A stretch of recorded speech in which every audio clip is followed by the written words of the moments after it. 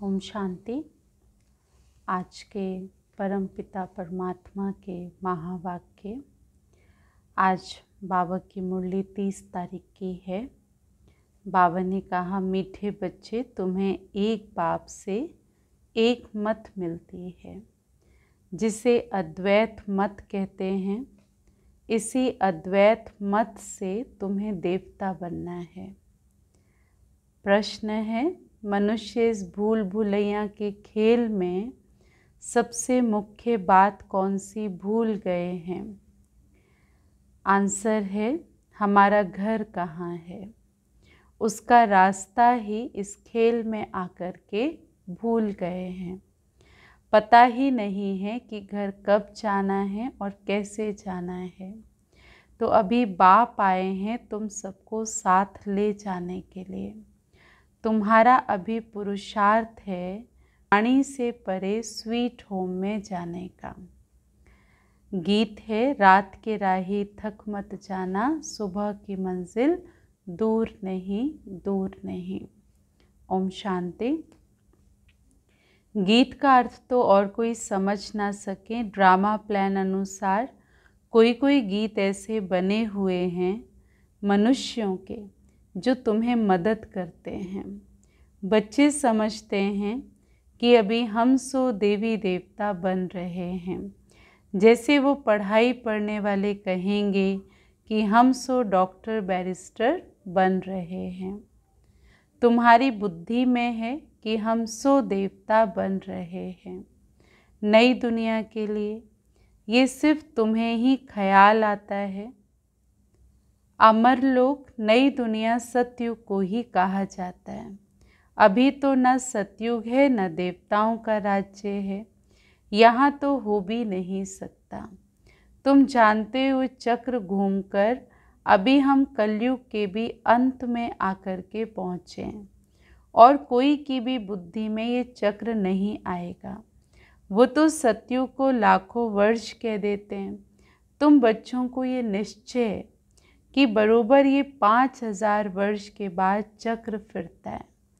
मनुष्य 84 जन्म ही लेते हैं, हिसाब है ना।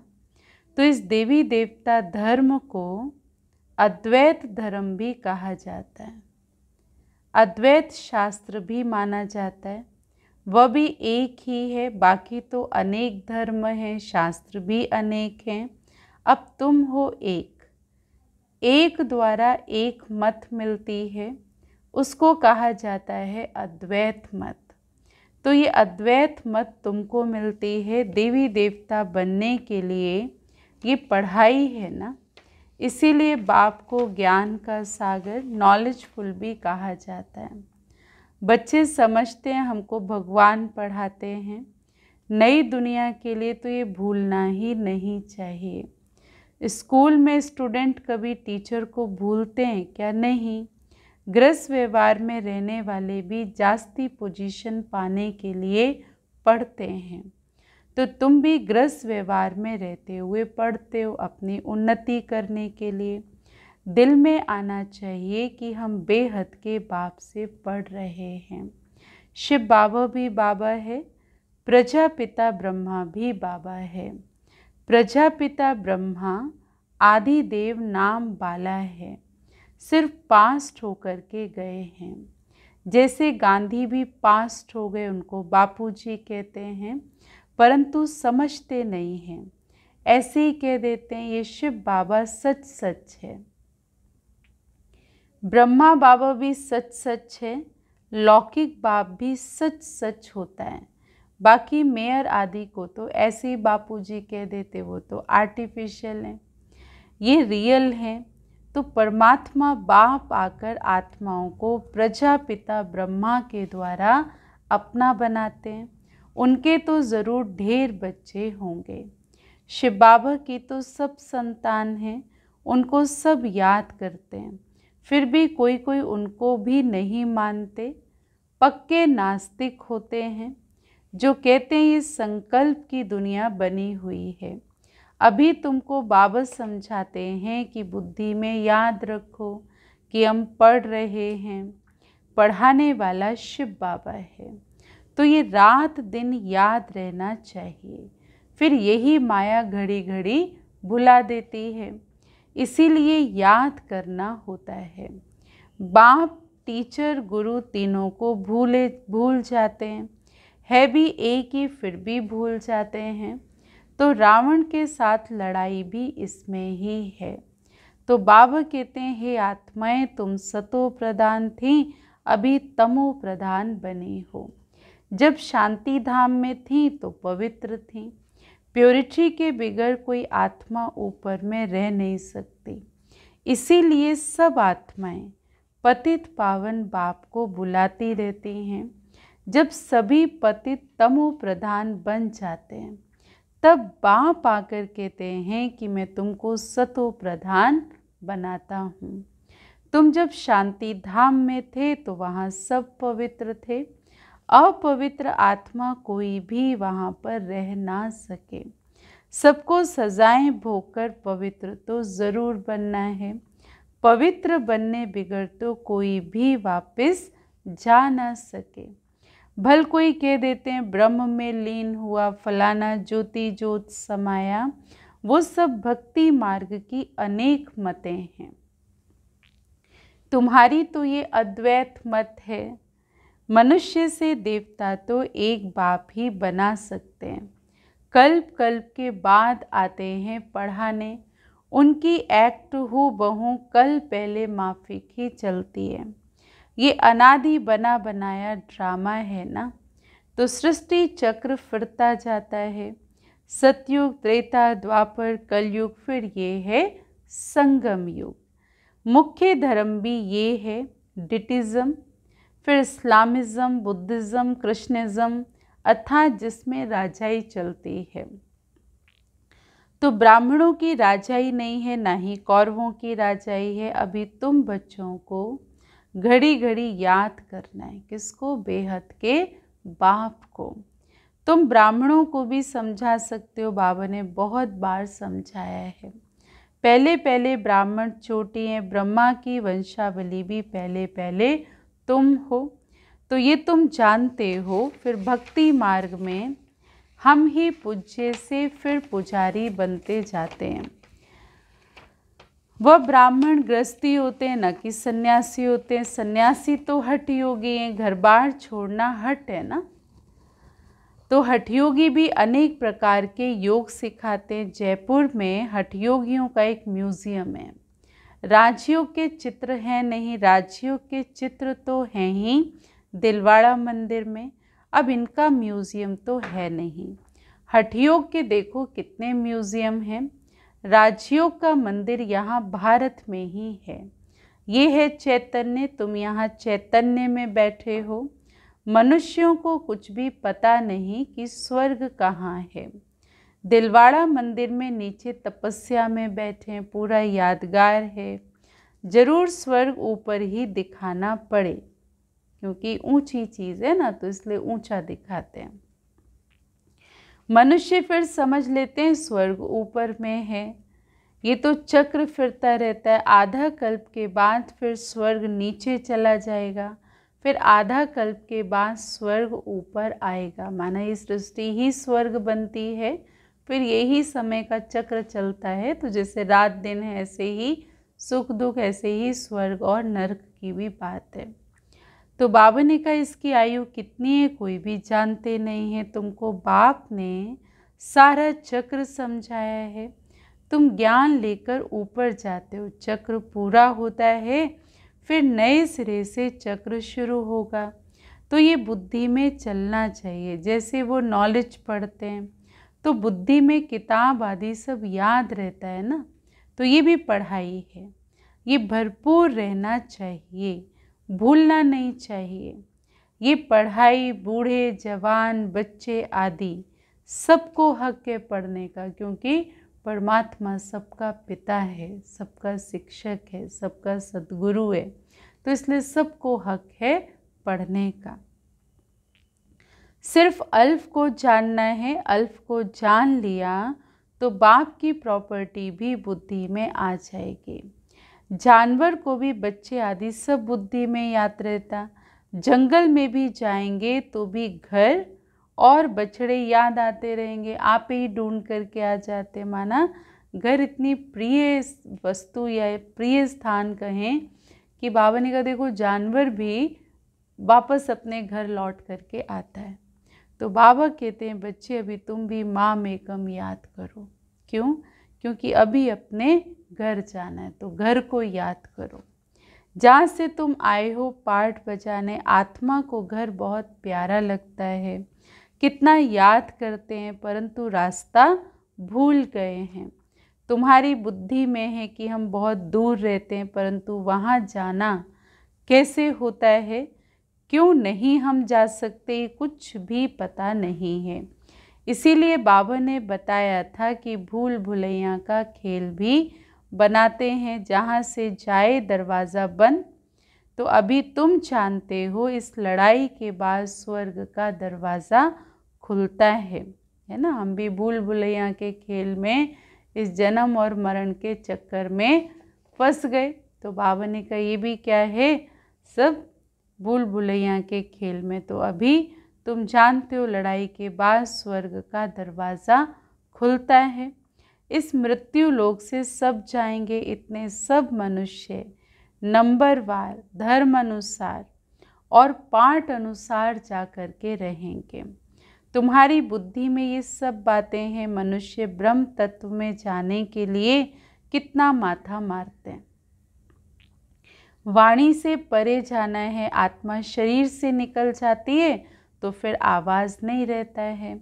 तो बच्चे जानते हैं कि हमारा तो वो स्वीट होम है, फिर देवताओं की है स्वीट राजधानी, अद्वैत राजधानी।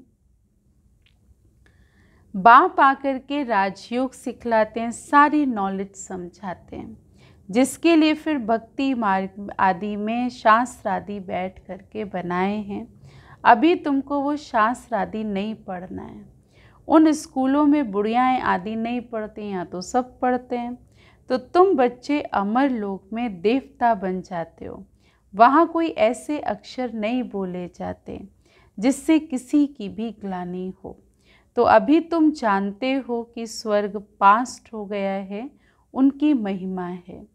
कितने मंदिर बनाते हैं, उनसे पूछो ये लक्ष्मी नारायण कब हो कर के गए, तो कुछ भी पता नहीं है। अभी तुम जानते हो कि हमको अपने घर जाना है। तो बच्चों को समझाया है ओम का अर्थ अलग है और हम सो का अर्थ अलग है। उन्होंने फिर ओम सो हम सो अर्थ एक कर दिया। तुम आत्मा शांति धाम में रहने वाली हो, फिर आती हो पाठ बजाने। तो देवता क्षत्रिय वैश्य शूद्र हम ही बनते हैं। तो ये हो गए हम सो, और ओम अर्थात हम आत्मा। तो बाबा ने कहा कितना फ़र्क है, वो फिर दोनों को एक कर देते हैं। तो ये बुद्धि से समझने की बातें हैं। कोई पूरी रीति समझते नहीं हैं तो फिर झुटका खाते रहते हैं। कमाई में कभी झुटका नहीं आता, नहीं समझते तो झुटका खाते हैं। वह कमाई तो है अल्पकाल के लिए, ये तो आधा कल्प के लिए है, परंतु बुद्धि और तरफ भटकती है तो फिर थक जाते हैं, उबासी भी देते रहते हैं।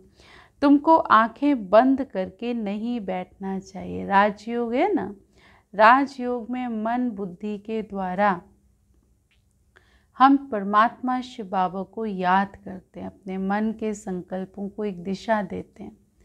तो उसके लिए आंखें बंद करने की कोई आवश्यकता नहीं है।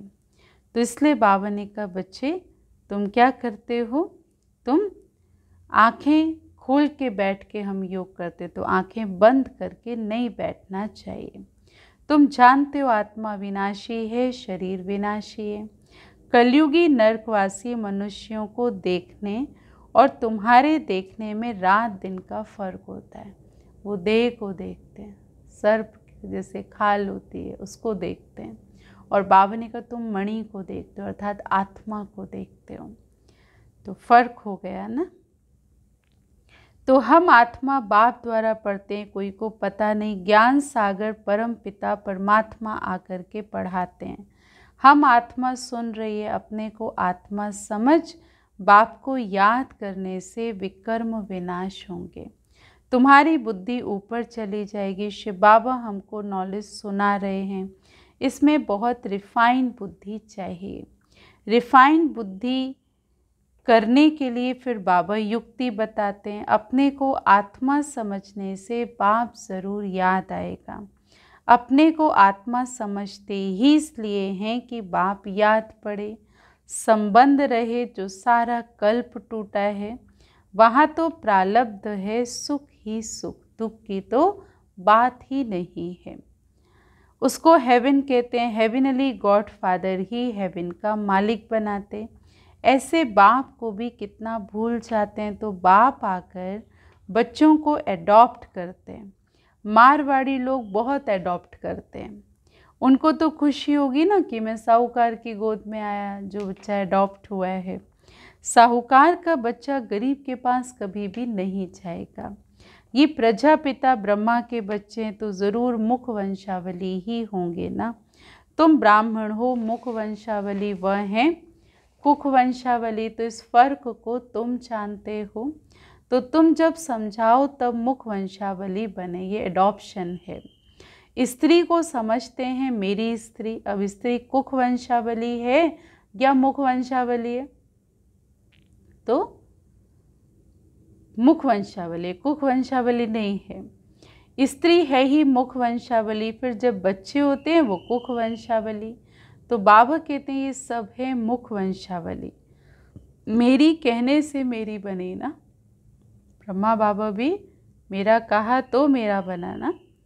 तो बाबा ने कहा मेरे बच्चे हैं, ये कहने से नशा चढ़ता है। तो ये सब मुख वंशावली हैं। आत्माएं थोड़ी मुख वंशावली। आत्मा तो अनादि और अविनाशी है। तुम जानते हो मनुष्य सृष्टि कैसे ट्रांसफ़र होती है। पॉइंट्स तो बच्चों को बहुत मिलती है, फिर भी बाबा कहते हैं और कुछ धारणा नहीं होती है, मुख नहीं चलता है, तो अच्छा तुम बाप को याद करते रहो, तो तुम भाषण आदि करने वालों से भी ऊंच पद पा सकते हो। भाषण करने वाले कोई समय तूफान में गिर पड़ते हैं, याद नहीं है, बल नहीं है, वह गिरे नहीं। बाप को याद करते रहें तो जास्ती पद पा सकते हैं, क्योंकि भाषण से, सेवा से भी ताकत तो मिलती है, लेकिन मेन ताकत मिलती है बाबा की याद से। तो बाबा ने कहा वो याद करते रहें तो ऊंच पद पा सकते हैं। सबसे जास्ती तो जो विकार में गिरते हैं, तो 5 मंजिल से गिरने से हड्डी टूट जाती है। 5वीं मंजिल है देह अभिमान की, है ना। सबसे पहले देह अभिमान आता है, तो देह अभिमान। 4थी मंजिल है काम, फिर उतरते जाओ। बाप कहते हैं काम महाशत्रु है। लिखते भी हैं बाबा हम गिर पड़े, क्रोध के लिए नहीं कहेंगे कि हम गिर पड़े, काम के लिए कहते हैं गिर पड़े। काला मुंह करने से बड़ी चोट लगती है, फिर दूसरे को कह ना सकें कि ये काम महाशत्रु है। बाबा बार बार समझाते हैं क्रिमिनल आँखों की बहुत संभाल करनी है। सतयुग में नगन होने की तो बात ही नहीं है। क्रिमिनल आई वहाँ पर होती ही नहीं है, सिविल आई हो जाती है, वह है सिविलियन राज्य। इस समय है क्रिमिनल दुनिया। अभी तुम्हारी आत्मा को सिविलाइज मिलती है, जो 21 जन्म काम देती है, वहाँ कोई भी क्रिमिनल नहीं बनते। तो मुख्य बात तो बाबा समझाते हैं कि बाप को याद करो और 84 के चक्र को याद करो। ये भी वंडर है, जो श्री नारायण है वही अंत में आकर के भाग्यशाली रथ बनते हैं। उनमें बाप की प्रवेशता होती है तो भाग्यशाली बनते हैं। ब्रह्मा सो विष्णु, विष्णु सो ब्रह्मा। ये 84 जन्मों की हिस्ट्री बुद्धि में रहनी चाहिए। कल भी बाबा ने ये बात बताई थी, आज बाबा ने इसको रिवाइज कराया। अच्छा, मीठे मीठे सिकिलदे बच्चों प्रति माता पिता बाप दादा का याद प्यार और गुड मॉर्निंग। रूहानी बाप की रूहानी बच्चों को नमस्ते। हम रूहानी बच्चों की रूहानी बाप दादा को नमस्ते नमस्ते नमस्ते। धारणा के लिए सार है। बाप की याद से बुद्धि को रिफाइन बनाना है। बुद्धि पढ़ाई से सदा भरपूर रहे और बाप और घर सदा याद रखना है और याद दिलाना है। इस अंतिम जन्म में क्रिमिनल आई को समाप्त कर सिविल आई बनानी है। क्रिमिनल आँखों की बड़ी संभाल करनी है क्योंकि ये बहुत धोखा देते हैं, इससे पद कम हो जाता है। वरदान। याद और सेवा के बैलेंस द्वारा चढ़ती कला का अनुभव करने वाले राज्य अधिकारी भव। याद और सेवा के बैलेंस द्वारा चढ़ती कला का अनुभव करने वाले राज्य अधिकारी भव। याद और सेवा का बैलेंस है तो हर कदम में चढ़ती कला का अनुभव करते रहेंगे क्योंकि बैलेंस बड़ी कमाल करता है। हर संकल्प में सेवा हो तो व्यर्थ से छूट जाएंगे। बिजी हो गए ना तो व्यर्थ से छूट जाएंगे। सेवा जीवन का एक अंग बन जाए। जैसे शरीर में सब अंग जरूरी हैं, वैसे ब्राह्मण जीवन का विशेष अंग सेवा है।